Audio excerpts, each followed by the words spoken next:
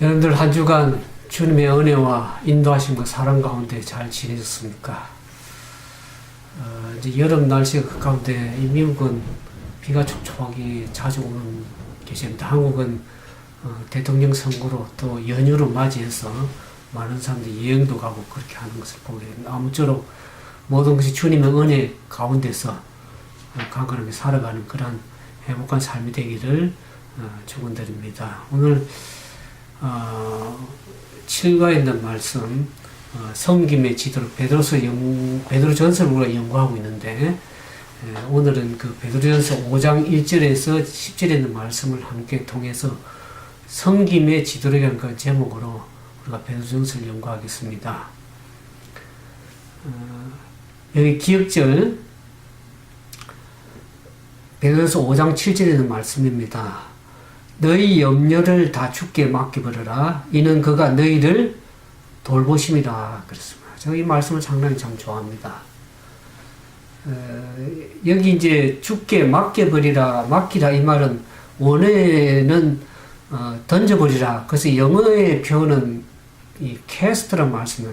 Cast all of your anxiety on him because he cares for you 그랬습니다. 하나님께서 우리를 돌보시기 때문에 염려를 주님께 모든 걸 다 던져버리라 그렇게 얘기를 하고 있습니다. cast 던져버리라 그렇게 하고 있습니다. 왜냐하면 그걸 우리 가지고 우리가 해결할 수 있는 문제가 없기 때문에 마태복음에 나오지만 너희가 염려를 함으로 한 자라도 키울 수가 없다고 얘기를 하고 있습니다. 그래서 우리를 돌보시는 분이 전능하시고 능력 많으신 그분이기 때문에 그분께 우리 염려를 다 던져버리고 맡기라. 그리고 다 라는 말을 참 좋아합니다. All your anxiety. 모든 염려. 어떤 염려는 내가 하고 어떤 염려는 주님께 맡기는 것이 아니라 모든 염려를 능히 감당케 하시고 해결하시고 그분께 능력 많으신 그분께 맡기는 그런 믿음을 가지고 맡겨야 될 필요성을 얘기를 하고 있습니다. 근데 그분의 약속이기 때문에 그렇습니다. 그분이 케어하기 때문에. 그래서 이제 오늘 베드로전서 5장에 보면 지도자에 대한 섬김에 대한 얘기 나옵니다.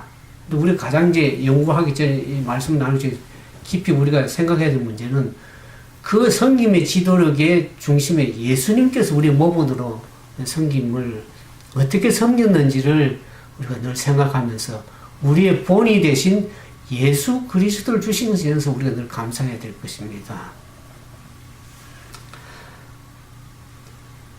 저는 이 말씀을 보면서 어떤 다른 사람 얘기하는 것보다 거울 앞에서 저 자신을 보고 제가 이 말씀을 들어야 되고 배워야 될 그런 말씀으로 제가 생각을 하게 되었습니다. 그 이유를 조금 이따 제가 이제 말씀을 드리겠습니다. 여기 보면 첫 번째 제목 내용에 보면 초기 교회 장로들 그랬습니다. 여기 주된 말씀에 잘 다스리는 장로들은 배나 존경할 자로 알되 말씀과 가르침에 수고하는 이들에게는 더욱 그리할지라 그랬습니다. 우리 장로들을 교회를 섬기는 지도자를 존경할 자로 알되 말씀과 가르침에 수고하는 이들에게 더욱 존경해야 될 것을 얘기를 하고 있습니다. 그러니까 이 초기 교회 시대에 교회를 맡아서 하는 그 장로님들은 그냥 오늘날처럼 이렇게 다스리고 섬기는 그런 장로님의 역할보다는 말씀도 가르치고 말씀도 전파하고 또 새로운 회심자들을 향해서 말씀을 이렇게 가르치는 그 같은 오늘날부터 목회자의 같은 역할도 같이 감당했다는 것을 얘기를 하고 있는 것입니다. 우리가 이 베드로전서 쓸 때가 그 배경이 교회가 핍박을 받는 상황이라고 했습니다.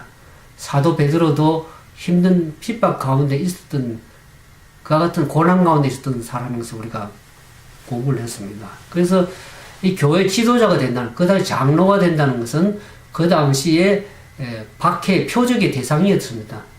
더 나아가서는 바울이나 어떤 예수님 사도나 예수님처럼 십자가의 고난 형틀에 순교자의 길을 걸어야 될 상황도 있던 것입니다. 그래서 상당히 어려운 책임을 맡았고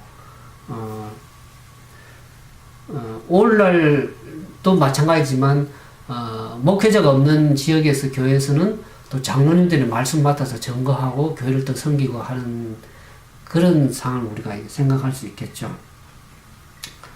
그래서 이 베드로가 우리가 보면 그 사도행전 6장 1절에서 보면 초기 교회 그리스도 교회에서는 이 사도들의 말씀을 가르치고 복음을 전가하고 성령이 초대교회 역사함을 말하면서 회심자들이 3,000명, 5,000명들이 수많은 사람들이 회심하고 교회에 들어오게 되었습니다. 그러다 보니 그 수많은 사람들을 지도해 나가는 그런 조직 재정 운영 체계 질서가 좀 필요했습니다. 그래서 사도행전 6장에 보면은 사람들이 많아지니까 헬라파 유대인 신자들이 자기들의 가부들이 그 구제에서 자꾸만 제외되는 것을 보고 불만이 생겼습니다. 그래서 이 사도들은 어떻게 합니까? 교회 지도자들이 우리가 기도와 말씀에 전무해야 되는데 이 교회 일을 맡아서 잘 행정적인 거나 또 아니면 교회를 관리하는 그런 집사를 필요하다고 해서 집사를 세우는 일을 사도행전 6장에 보게 됩니다. 그래서 교회를 잘 운영해 나가고 교회가 그 운영의 필요성에 의해서 직분들을 세우는 것을 우리가 이제 사도행전 6장에서 보게 됩니다. 그래서 저는 이제 젊어서부터 일찍 집사가 됐습니다. 영산교에서 이제 청년 집사 이후로 젊었을 때 결혼하기 전부터 잘 집사들 안 주는데 교회를 열심히 3일 예배 또 금요 예배 안식 예배를 열심히 참석하고 교회 봉사하다 보니까 젊어서 일찍 청년 때 집사를 받아서 직분을 감당하게 되었습니다. 그래서 장로도 이제 좀 일찍 된 장로가 되었습니다.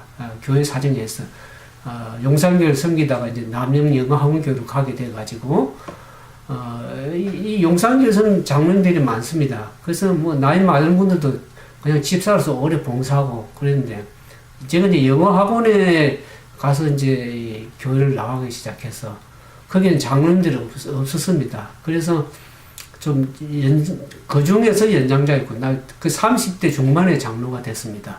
교회가 장로가 없어서 필요성에 의해서 목사님의 요청에서 또 교회 장로로서 목사님을 돕고 말씀을 또 전가하고 교회를 돌보는 일을 섬기는 일을 해서 좀 젊어서부터 일찍 장로가 좀 되었습니다. 그래서 교회는 그 필요성에 의해서 직분을 줘서 세워서 교회를 잘 운영해 나갈 수 있도록 그렇게 인사를 하는 것을 보게 됩니다.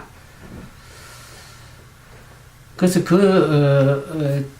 때로는 필요하면 저는 그 이후 예배 이제 오후에 또 예배를 이제 드렸는데 직장에 나가는 분들 위해서 오후에 안식일 오후에 또 예배를 드리면서 그때 이제 말씀을 전가하기도 하고 했습니다. 그래서 때로는 이제 목사님이 말씀을 주로 목회자가 하지만 또 장로님들도 필요해서 이 초대교회 시대는 말씀과 가르침에 그렇게 수고하는 그런 장로님들을 있었다는 것을 우리가 보게 됩니다. 그런 분들에게 더욱더 우리가 또 존경하고 그래야 될 것을 사도 베드로가 얘기를 하고 있습니다.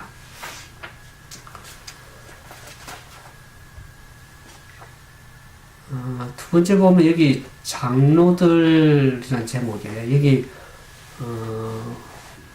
베드로전서 5장 1절에서 2절에 보면 베드로전서 5장 1절에 사도 베드로가 그렇게 얘기합니다. 내가 사도고 예수 그리스도의 수제자이기 때문에 내 명령을 들으라. 그렇게 말씀을 하지 아니하시고 어떻게 얘기합니까? 5장 1절 나도 너희와 함께 장로된 자요. 그렇게 얘기를 합니다. 5장 1절에 보면 5장 1절에 나는 함께 장로된 자요 그리스도의 고난의 증인이요 나타날 영광에 참여하는 자라 그랬습니다. 너희 중 장로들에게 지도자를 권면하는데 나도 하나님의 고난을 겪은 고난의 한 증인이라는 것을 얘기를 하고 있습니다. 함께 장로된 자요 고난의 증인이라고 얘기했습니다. 사도 베드로는 예수 그리스도께서 얼마나 고난을 당하신 영혼도 잃어버린 양들을 돌보시고 얼마나 많은 고난을 겪으셨는지를 그 증인이라고 얘기를 하고 있습니다. 예수님께서 복음을 전가하시면서 말씀을 많이 전거하고 병자들을 고치시고 기적을 행하시고 능력을 행하시고 말씀을 복음을 전거했지만 많은 사람들이 그 복음을 거절했습니다. 그리고 심지어는 제사장들이나 바리새인들은 오히려 예수님의 메시아임을 알고도 그분을 십자가에 못 박아 죽였습니다. 예수님이 얼마나 많은 사람들에게 핍박하고 결국에 십자가에 죽기까지 그 고난당하신 그리스도의 고난의 산 정인이라는 것을 얘기를 하고 있습니다. 그러면서 여기 보니까 나타날 영광에 참여할 자라 그랬습니다. 베드로는 예수님께 십자가에 달려 죽으시기 전에 그 예수님께서 제자들에게 용기를 주기 위해서 변화산상에서 변화된 모습으로 그 베드로와 야고보, 요한 앞에 변화된 모습으로 나타났습니다. 모세와 엘리야와 얘기하는 그 영광스러운 모습으로 나타나서 그것을 목격한 그리스도의 영광을 목격한 영광의 목격이 목격자입니다. 그러면서 앞으로 그분이 십자가에 죽으시고 부활하시고 성천하셔서 다시 영광 가운데 오실 그 그리스도를 영광에 참여할 그러한 자라는 것을 베드로는 얘기를 하고 있는 것입니다. 그러면서 그는 함께 장로된 자로 자기 자신도 그 어려움을 알고 그 고난을 겪은 그러한 사람이라는 것을 겸손하게 표현을 하고 있습니다. 그리스도 고난의 정인이요 나타날 영광에 참여할 자라는 것을 얘기를 하면서 여기 5장 2절에 어떻게 얘기합니까? 너희 중에 하나님의 양무리를 치되 억지로 하지 말고 하나님의 뜻을 쫓아 자원함으로 하며 더러운 이득을 위하여 하지 말고 기꺼이 하며 그랬어요. 하나님의 양무리를 치되 이 말을 베드로는 어디에서 경험했습니까? 베드로가 요한복음 21장에 보면은 그가 예수님이 나타나셔서 베드로에게 묻습니다. 내가 너를 정말 나를 사랑하냐? 그렇게 계속해서 세 번이나 물으실 때 베드로가 어떻게 주님이 나를 사랑하는 걸 아시지 않습니까? 얘기를 하면서 그때 예수님께서 뭐라고 세 번 얘기하십니까? 어린 양을 먹이라, 내 양을 치라, 그 다음에 내 양을 먹이라 그렇게 얘기를 하는 것을 우리가 요한복음 21장을 보게 됩니다. 그 하나님의 양무리를 친다는 것은 뭡니까? 하나님의 양떼들을 맡아서 잘 돌보고 섬기는 그와 같은 일을 할 때에 그것을 생각하면서 양무리를 치되 억지로 하지 말고 그랬습니다. 예전 우리가 가서 성경에 보면 부득이 함으로 하지 말고 그랬습니다. 그러니까 마지못해서 내가 장로니까 마지못해서 이렇게 억지로 또 사람들이 억지로 요구하니까 억지로 이렇게 마지못해서 부득이 함으로 하는 것이 아니라 하나님의 뜻을 우리가 생각하고 자원해서 기쁨으로 자원해서 하라고 얘기를 하고 있습니다.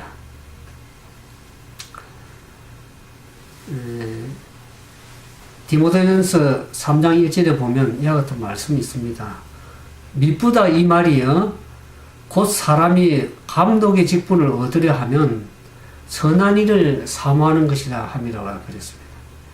하나님의 양떼들을 맡아서 잘 섬기고 인도하는 지도자는 선한 일을 도모하는, 특히 지도자든 장로든 간에 선한 일을 도모하는 사람입니다. 무엇을 시켜서 하는 것보다도 자원해서 어떻습니까? 하나님께서 처음부터 기쁘시고 선한 그 일을 하는 마음, 기쁜 마음을 하는, 자원하는 마음으로 그렇게 일을 하는 것을 얘기를 하고 있습니다. 근데 이제 우리가 보면 어떤 직분을 사람들이 맡기면 이제 좀 꺼려할 때가 많습니다. 왜 그렇습니까? 이제 특히 지도자를 맡는다는 것은 장로를 맡든지 지도자의 직분을 한다는 것은 결국 다른 사람 앞에 대표해서 서야 되는 일이 많습니다. 그러니까 모든 것을 솔선수범해야 되고 성실하게 모든 것을 잘 감당을 해야 되는데, 그러다 보면 거기에 헌신도 해야 되고 시간도 투자해야 되고 재정적인 것이나 모든 것을 투자해야 됩니다. 그러니까 그것을 잘 안 하려고 그러죠. 그럴 뿐만 아니라 어떻습니까? 어떤 사람들은 그런 직분을 맡기면 그것을 자기는 감당할 수가 없다고 이렇게 겸손하게 사양하는 것 같지만은 결국 여러 가지 핑계를 자기 속에 생각하면서 이유를 대서 그 직분을 맡지 않으려고 하는 경우를 봅니다. 근데 제가 생각하기는 저는 일찍 장로가 됐고 또 청년의 집사로서 또 이제 미국에 와서 목회를 또 생각하는 그런 의미에서 신학까지 공부를 하게 됐습니다. 그러나 하나님께서 이제 또 여러 목회자들, 교회를 지도하는 사람은 많지만 여러가지 인터넷을 통해서 인터넷 사역, 특수 목회란 특수 사역을 하는 그러한 사람들은 대부분 많지 않기 때문에 물론 다른 사람도 있지만 특히 저희 교단에서는 그런 분들이 많지가, 특수 사역을 하는 분들이 많지가 않기 때문에 하나님께서 그쪽에 또 헌신해야 되고 희생해야 될 분들이 많지 않은 문에서 저를 또 그쪽을 사용하신다고 그렇게 저는 생각을 하고 있습니다. 근데 아무쪼록 이제 하나님께 디모데전서 1장 12절에 보면 제가 이 말씀을 늘 생각하고 있습니다. 나를 충성되이 여겨 내게 직분을 맡기심이라 그랬습니다. 우리가 무슨 능력이 많아서, 특히 사역하는 사람이 많은데 우리가 능력이 많아서 하나님께 나를 이미 충성되이 보시고 충성되이 여기셔서 어떤 직분을 우리에게 주신, 그러니까 그 직분을 감당할 수 있도록 능력을 베푸십니다. 하나님이십니다. 하나님이 이를 감당하는데 내 힘으로 하는 것이 아닙니다. 하나님께 도와주시고 성령께서 인도하셔서 그분의 도우심을 힘입어서 우리가 그 일을 잘 감당할 수 있는 것입니다. 우리의 힘만으로 하는 것이 아닙니다. 그래서 지도자는 겸손히 하나님을 의지하고 섬겨야 될 필요가 거기에 있는 것입니다.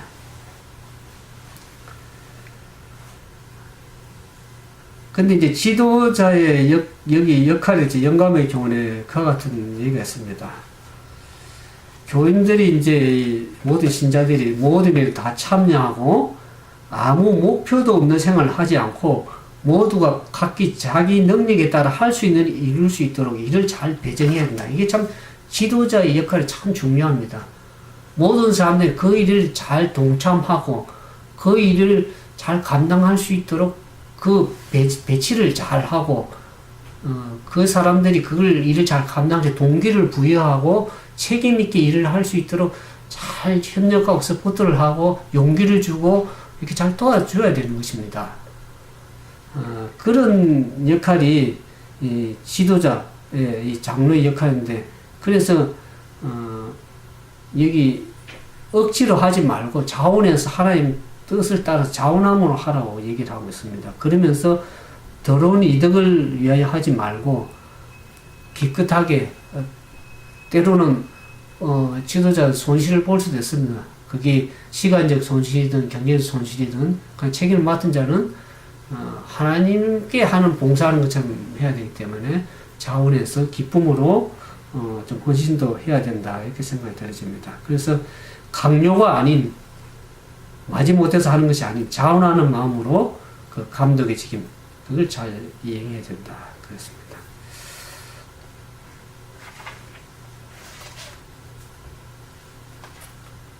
그래서 여기 이제 섬기는 지도록에 대한 얘기가 나오는데, 그래서 5장 3절에 보면 맡은 자들에게 주장하는 자세를 하지 말고 약물의 본이 되라 그랬습니다.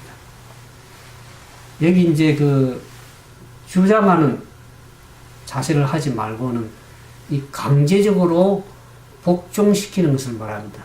그 하나님께 장로로서 직임을 줘서 그 일을 감당하도록 했는데 그것을 자기 힘으로 어떤 강압적으로 이렇게 하지 말라고 얘기를 하고 있습니다. 그렇게 되면 문제가 많이 생기게 되죠. 왜냐하면 교회는 전부 다 자원해서 하는 봉사고 하기 때문에 압박적으로 어떤 힘을 과시해서 내가 장로니까 너 이렇게 따라야 돼 이렇게 얘기를 하면은 사람들이 거부 반응, 또 앞에서는 혹시나 할지 모르는데 뒤에서는 속으로 그게 깊은 마음을 할 수가 없는 것입니다. 그래서 주장하는 자세로 하지 말고 약물의 본이 되라 그랬습니다. 예수님께서도 그분이 항상 모본을 이렇게 보여주시면서 먼저 자기가 보여주시면서 팔로미 자기를 따르라고 그렇게 얘기를 하고 있습니다. 저는 이제 어떤 교회를 다니면서 안수 목사서 목회를 하지 않기 때문에 제가 교회를 출석하면서 또 저는 이제 인터넷 사역 목회를 인터넷 특수 사역을 하면서 제가 다른 직업을 또 가지고 있습니다. 그런데 한 스타를 맡아서 이제 매니저로서 일을 하고 있는데 그게 이제 저희 그 오너가 인도 사람입니다. 인도 사람인데 그분은 이제 이 CVS나 자이언트 큰 가게 매니저를 해본 사람이라서 이 비즈니스 측면에서 자기가 이 모든 일을 할 때 먼저 모본을 보내 자기가 손수하면서 저게 이제 또 이렇게 일도 이렇게 지시라 스트레스를 주지 않습니다. 먼저 모본이 되는 상. 그러니까 뭔 일을 시킬 때 제가 불만이 없는 것이죠. 우리 교회도 마찬가지입니다. 자기는 하지 않으면서 다른 사람들은 자기는 손도 깜짝 안 하면서 다른 사람을 시키면 다른 사람 어려움을 시키면 다른 사람한테 불만이 생길 수가 있는 것입니다. 먼저 모본을 보이고 신선한 본을 보이면 다른 사람들이 차원에서 쫓아오는 겁니다. 제가 교회 생활이든 직장 생활이든 그렇게 하고 있습니다. 먼저 우리가 모본을 보이고 어려움도 도맡아서 하고 책임지는 자로서의 발의를 감당할 때 그 밑에 사람들도 따라서 따라오는 것입니다. 그래서 예수님께서 이 베드로서 5장 3절을 관련해서 보면 마태복음 20장 24절에서 28절에 보면 너희 중에 누구든지 크고자 하는 자는 너희를 섬기는 자가 되고 누구든지 너희 중에 어뜸이 되고자 하는 자는 너희 중에 종이 되어야 하리라고 얘기를 하고 있습니다. 여기 세상의 방법은 어떻습니까? 세상은 여기 세상 나라에 지도하는 지도하는 방식하고 하나님 나라의 지도력은 좀 다르다는 것을 얘기합니다. 세상 사람들은 주권자가 자기 권력을 가지고 힘으로써 제압하고 이끌어서 강압적으로 하지만은 하나님 나라는 예수 그리스도는 어떻습니까? 섬김의 나라입니다. 봉사하고 그 모범을 예수님께서 미리 보여주셨죠. 여기 보면 마태복음 20장 28절에 인자에 온 것은 섬김을 받으려 함이 아니요 도리어 섬기려 하고 자기 목숨을 많은 사람의 대속물로 주려 함이라 그랬습니다.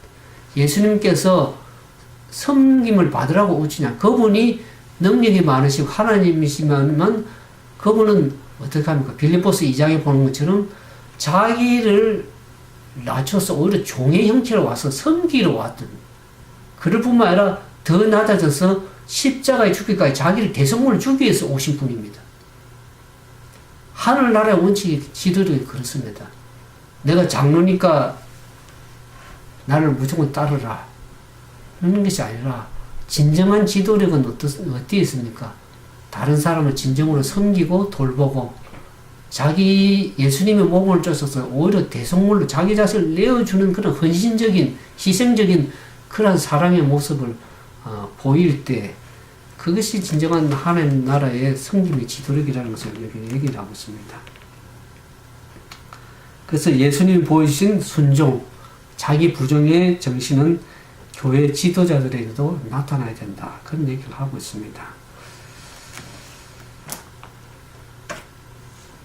그 예수님의 몸을 보면서 그렇게 우리가 맡기운 자들에게 주장하는 자세를 하지 않고 약물의 본이 되어서 하나님의 교회를 잘 섬기고 지도해 나갈 때 어떤 그러한 순종의 아름다운 축복이 있는지를 얘기를 하고 있습니다. 여기 5장 4절에 보면 그리하면 목자장이 나타나실 때에 시들지 아니하는 영광의 면류관을 우리에게 주시겠다고 우리가 얻으리라고 그렇게 얘기를 하고 있습니다.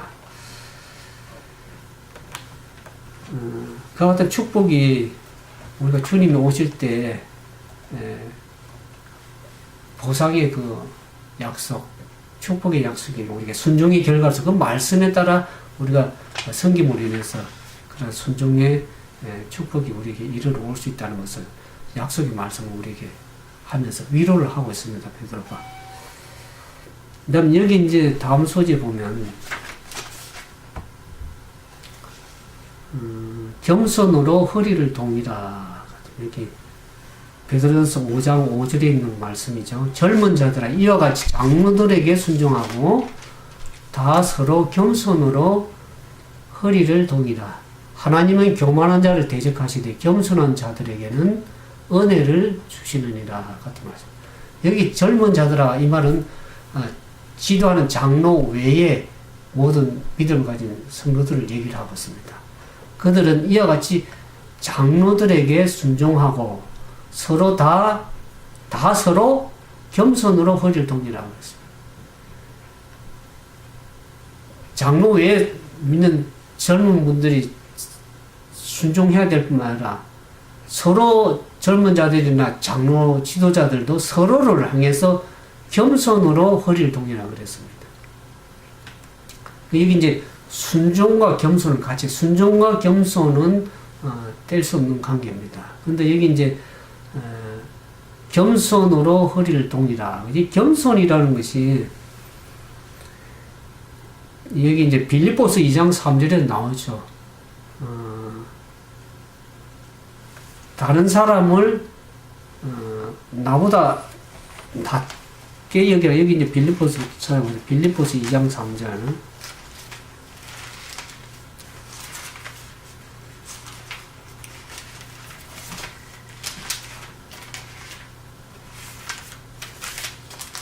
빌립보서 2장 3절에 보면 아무 일이든지 다툼이나 허영으로 하지 말고 오직 겸손한 마음으로 각각 자기보다 남을 낮게 여기고 낮게 여기고가 아니고 낮게 여기고 이렇게 높게 여기라는 그 뜻이죠. 그래서 이 진정한 겸손은 여기 이제 우리가 왜 겸손해야 되는지 알고 있죠. 하나님 앞에 우리는 겸손할 수가 있습니다. 또 나보다 더 지위가 높거나 권력이 있거나 있는 분들에게는 우리가 좀 겸손할 수가 있습니다. 그러나 베드로가 여기서 얘기하는 겸손은 오히려 자기보다 더 낮은 자에 있는 사람, 비천한 사람들에게도 오히려 자기들을 겸손하게 할 수 있는 그러한 진정한 겸손을 얘기를 하고 있습니다. 성경이 말하는 겸손은. 그래서 상대방 앞에 자기 자신의 신분이나 자기 자신의 지위나 자기 자신의 어떤 그 위신을 내려놓고 포기하는 것을 진정한 겸손이라고 얘기를 하고 있습니다. 근데 여기 이제 겸손으로 서로를 이제 장로도 겸손해야 되고 섬기 받는 젊은 신자들 또 장로 외의 신자들도 다 서로를 겸손을 해야 되는데 이 겸손으로 허리를 동이라고 했습니다.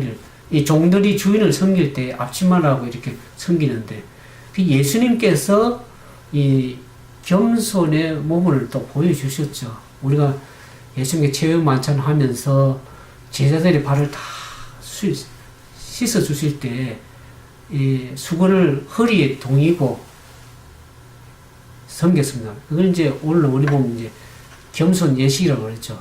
성만찬 예식 하면서 겸손 예식도 같이 하는데 예수님께서 내가 주와 선생과 되어서 너희들 향해서 섬겼으니까 너희도 서로 섬기는 것이 마땅하다고 예수님께 제자들의 발을 다 일일이 씻겨 주셨습니다. 몸을 겸손을 보여주셨습니다. 그래서 우리가 그 예수님의 몸을 따라 보면서 예수님께서 그 제자들의 발을 다 겸손히 씻겨준 것처럼 우리도 서로를 향해서 남을 나보다 더 낮게 여기고 자기의 지위나 어떤 그런 것을 내려놓고 겸손하게 서로 섬기는 그런 자세를 가져야 됩니다. 왜 그래야 됩니까? 하나님은 우리의 지도자 예수님께서 그런 모범을 먼저 보여주셨습니다. 여기에 하나님은 교만한 자를 대적하시되 겸손한 자들에게 은혜를 주신다 그랬습니다. 이 말이 이제 이 잠언 3장 33절의 말씀을 인용한 말씀인데, 잠언 3장 34절에 보면 진실로 그는 거만한 자를 비웃으시며 겸손한 자에게 은혜를 베푸시나니 그랬습니다. 하나님이 가장 싫어하는 것이 뭡니까? 교만을 가장 싫어하십니다. 그래서 이 겸손은 하나님을 섬기는 사람들이 참 모든 사람들, 장로뿐만 아니라 모든 사람들이 가져야 될 믿음의 바른 태도인데, 특히 이제 다른 사람과의 관계에서 이 그리스도의 특징 가운데 나타나는 특징이 이 겸손이라는 것입니다.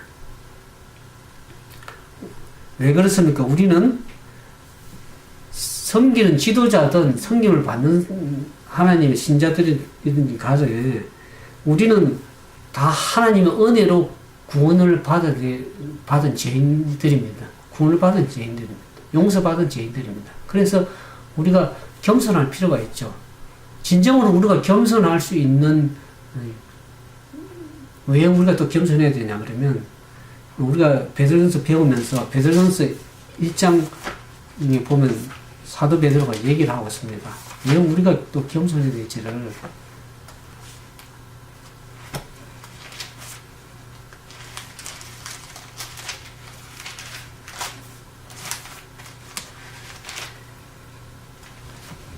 베드로전서 1장 24절에 보면 모든 육체는 풀과 같고 그 모든 영광이 풀의 꽃 같으니 풀은 마르고 꽃은 떨어지되 오직 주의 말씀은 세세토록 있도다 했으니 너에게 전한 복음이 곧 이 말씀이다. 모든 육체는 풀과 같고 꽃이 시드는 것처럼 우리 육체도 다 시드는 것입니다. 이게 이제 이 말씀이 시편 103편에 있는 말씀을 인용한 말씀인데, 제가 얼마 전에 장례식에 한번 다녀온 적이 있습니다. 그분은 집사님으로서 오래 봉사하셨는데, 그분이 이제 나이가 한 67세, 8세 정도 되는데, 67세로. 그분이 이제 그 암이 걸려서 이제 암 수술하기 위해서 이렇게 하는데, 병원에서 이렇게 수술을 열어보니까 모두 전이가 돼가지고 퍼져서 그냥 다 수술을 봉하고, 집에 가서 먹고 싶은 대로 먹고 그냥 지낼 수밖에 없어. 그 생명이 한 6개월 정도밖에 사시지 못한다 그랬는데, 그 투병 생활, 암 투병 생활을 하면서 고생을 좀 많이 했죠. 그러면서 주안에서 이제 잠이 들었는데, 가서 이제 미국은 이 장례식에 보면은 그 화장을 하고 관을 다 뚜껑 열어서 그 잠자는 죽어 있는 모습들을 다 화장을 해서 이렇게 보게 합니다. 한국은 그냥 화장시켜서 이렇게 하지만 미국은 다 이렇게 죽은 사람 보게 합니다. 그 앞에 가서 다 꽃도 헌화도 하고 이렇게 하는데, 그분이 키도 상당히 크시고 신체도 있으시고 그런데 아주 몸이 왜소해져 버렸어요. 그러면서 암으로서 이렇게 투병하는 고생을 많이 해서 그런가 한 90세 나이에 할아버지처럼 보였습니다. 몸도 굉장히 어린아이처럼 왜소하게 있고, 그래서 우리의 살아가는 삶의 모습이 참 여기 성경 말씀처럼 풀의 꽃과 풀 같고 모든 영광이 풀의 꽃 같으니 풀은 마르고 꽃은 다 시들어져 가는 것들입니다. 우리가 그런 우리의 연약함이 있습니다. 그냥 우리가 저희 아버님도 마찬가지로 살아계실 때 뭔가 하는 것 같아도 그것이 죽으면 아무것도 아니라는 것을 얘기를 제가 보면서 우리가 겸손할 수밖에 없다는 존재라는 것을 하나님 앞에 우리가 신해야 되고, 또 다 같이 재림하면서 한 번은 죽게 되어 있습니다. 그걸 하나님께서는 잠자는 거라고 했어요. 우리가 잠자게 하고 진정한 우리가 죽어야 될 죽음을 예수님이 대신 죽어주셨습니다. 그런데 우리는 그렇게 죽지만 우리 잠깐 잠들고 잠깐 후에 다시 우리가 부활할 수 있도록 그렇게 하나님께서 우리에게 은혜를 베풀어 주신 것입니다. 그래서 하나님께서는 겸손한 자에게 은혜를 베푸십니다. 그 6절에 보니까 때가 되면 하나님이 능하신 손 아래에서 겸손하라. 때가 되면 너희를 높으시리라 그랬습니다. 겸손하고 믿음을 잘 섬기고 하면은 때로는 사람들이 인정을 잘 안 할 수도 못할 수도 있습니다. 그러나 때가 되면 하나님께서 높이시리라는 능하신 손 아래서 겸손한 자들을 높이실 것이라는 하나님의 보증의 약속의 말씀이 있습니다. 그래서 우리가 늘 겸손하는 가운데 섬기는 그런 자세가 좀 필요하리라고 생각이 들어집니다.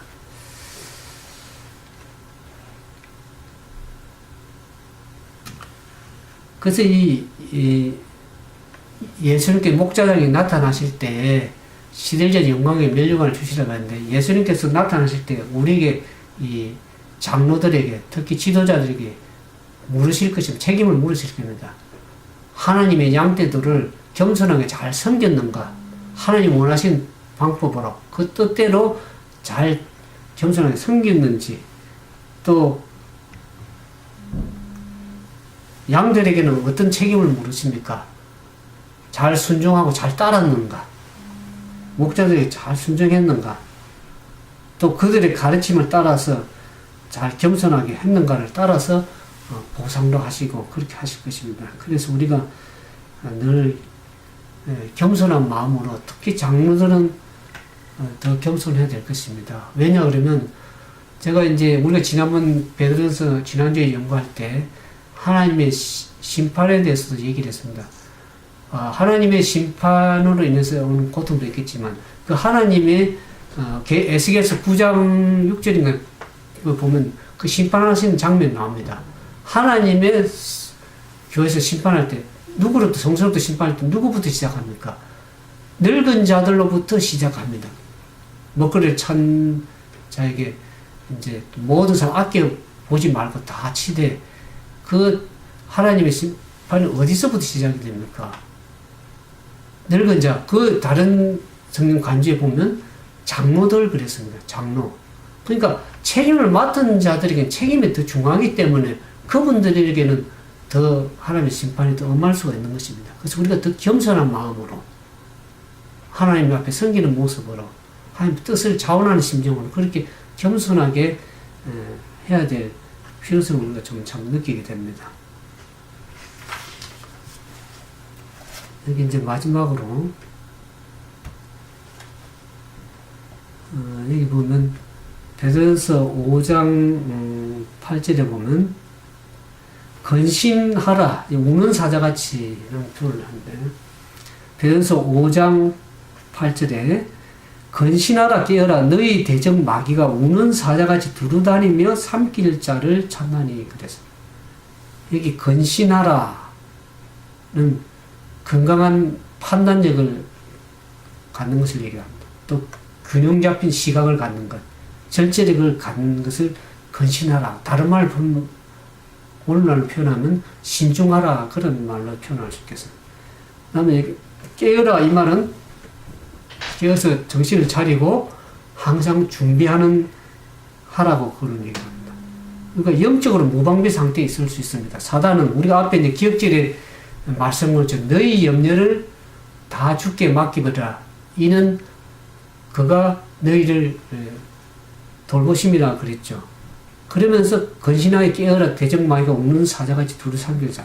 왜냐하면 우리가 이제 고난에, 지난주에 고난에 했습니다. 고난하고 시련이 오게 되면 우리가 어떻게 합니까? 염려하게 되죠. 근데 지나친 염려를 주님께 맡기고 하지 않으면 그 염려를 내가 가지고 계속 씨름하게 되면 어떻게 됩니까? 그 우리의 연약한 모습을 통해서 사단이 치고 들어옵니다. 우는 사자같이 섬길 자를 멸망시키기 위해서 두루다니 찾는 시대라는 것을 생각할 필요가 있습니다. 사도 베드로 시대 때는 우리가 배운 것처럼 배경이 박해 시대의 배경입니다. 그 어려운 환경 속에 사단은 그러한 고난과 시련 속에서 염려하고 힘들어하는 성도들을 향해서 넘어뜨리기 위해서도 사단이 찾고 있다는 것을 얘기를 하고 있어요, 베드로는. 그래서 우리가 여기 너희는 믿음을 굳게 하여 저를 대적하라고 얘기를 하고 있습니다. 어떤 대중 매체나 어떤 일부 그리스도인 중에서도 사단의 실체를 부인하는 사람도 있습니다. 그러나 우리가 예배에서도 보는 것처럼 우리의 씨름은, 우리의 싸움은 혈과 육에 대한 싸움이 아니요 이 세상에 주관하는 어둠의 세력, 악한 영들에 대한 영적인 싸움입니다. 그 영들이 있다는 것을 얘기를 하고 있습니다. 우리가 계시록에도 보면 나오죠. 계시록 12장 7절 9절에 보면 하늘에서 미가엘과 예수 그리스도와 용과 싸울 때 용이 이기지 못하게 이 땅으로 내어 쫓겼다고 해요. 사단이 이 땅으로 내어 쫓겼다고 계시록에는 분명히 사단의 실체를 얘기를 하고 있습니다. 그 사이에 우리가 그리스도의 성도로서 어떠한 삶을 사단과의 싸움을 싸우고 있는지, 영적 싸움을 싸우고 있는지를 성경은 얘기를 하고 있는 것입니다. 그래서 이 선악간의 대전투에서 우리가 어떤 믿음을 가지고 이 사단을 대치하고 믿음을 굳게 해서 사단을 대적해야 될지를 베드로는 우리가 권면을 하고 있습니다. 그러면서 이제 그러나 우리가 이 사단에게 대해서 믿음 굳게 해서 대적해야 될 필요가 있는데 오늘 베드로전서 5장 10절에 참 우리에게 소망이 되고 믿음이 되고 위로가 되는 말씀이 있는 것을 위해서 감사를 할 수 있습니다. 그래서 5장 10절에 보면 이거 5장 9절부터 보겠습니다. 너희는 믿음을 굳게 하여 저를 대적하라. 이는 세상에 있는 너희 형제들도 동일한 고난을 당하는 줄을 알미라. 10절에 모든 은혜의 하나님 곧 그리스도 안에서 너희를 부르사 자기의 영원한 영광에 들어가게 하시니가 잠깐 고난을 받는 너희를 친히 온전케 하시며 굳게 하시며 강하게 하시며 틀을 경고케 하시라고 했습니다. 우리가 믿음을 굳게 하나님을 잘 섬기면 사단이 우리를 고난 가운데 잠깐 고난받는 우리를 넘어뜨리기 위해서 우는 사자처럼 덤벼들 할지라도 그것을 능히 패하게 하시고 승리케 하실 분이 모든 은혜의 하나님 되신 그 하나님께서 우리가 믿음 가운데 있는 우리들을 경고케 하시고 틀을 경고케 하시고 강하게 하시고 굳게 하신다고 하는 하나님이 있는 것을 우리가 얼마나 감사한지 알 필요가 있습니다. 그 같은 하나님의 약속의 말씀을 믿고 신실하게 살아가면 사단을 능히 대적할 수 있습니다. 우리 힘으로는 능히 우리 연약한 모습을 할 수가 없죠. 그래서 성경에는 뭐 구원의 투구 여러 가지 이제 그것을 갖추고 사단을 대적해야 될 것을 얘기를 하고 있는데 여기 하나님께서 우리를 지키시고 경고케 하셔서 모든 사단의 권세를 물리치시고 승리로 이끌 수 있다는 그 보장의 약속이 있기 때문에 우리는 하나님을 신실히 섬기고 하나님의 종으로서 지도자로서의 온전한 그 섬김의 모범 대신 예수님을 쫓아서 신실하게 그렇게 본을 쫓아서 따라가게 되면 목자당 대신 예수님께서 오실 때에 어떡합니까? 시들지 않는 영광의 면류관을 우리에게 다 보상으로 주실 것을 생각하면서 기쁨으로 고난 가운데서도 또 섬기는 가운데 신실하게 섬기다 보면 하나님께서 우리를 때가 되면 높이시고 또 주님이 오실 때 우리를 더 큰 축복으로 보상하실까 생각하면서 기쁨으로 오늘도 섬기는 그러한 주의 종들 다 되기를 진정으로 바라면서 우리가 말씀을 마치겠습니다. 함께 기도하겠습니다. 거룩하시고 자비하신 아버지 하나님, 우리를 충성되이 여겨서 직분을 우리에게 허락하시고 주의 몸된 교회를 섬길 수 있는 은혜를 베풀어 주심을 감사합니다. 우리를 통하여 우리의 연약한 모습이 아닌 하나님의 약속의 말씀을 주시고 먼저 우리에게 예수 그리스도의 아름다운 모범을 보여주셔서 그 모범을 통하여 우리가 겸손하고 또 섬길 수 있는 그러한 은혜를 베풀 수 있는 하여 감사를 드립니다. 우리가 그분의 모범을 쫓아서 주님께서 우리에게 맡겨주신 양떼들을 잘 섬기고 지도하고 먹임으로 인해서 하나님께 큰 영광을 돌릴 수 있는 귀한 삶이 되게 하시고 그래서 많은 사람들이 우리의 모범을 통하여 빛을 받고 더 주님을 섬기고 또 주님을 따르고 신실하게 구원에 이룰 수 있는 그런 하나님의 다 백성들이 될 수 있도록 우리가 은혜를 베풀어 주시옵소서. 오늘 말씀을 또 나누는 또 듣는 모든 이들에게 성령의 거룩한 은혜 역사님이 함께 하셔서 말씀으로 굳건히 서서 승리해 나가는 하나님 약속 주장해 나가는 그런 신실한 우리 모두가 되도록 축복해 주시옵기만을 우리 죄 가운데서 구원하여 주신 예수님 이름으로 감사하며 간절히 기도드리옵나이다.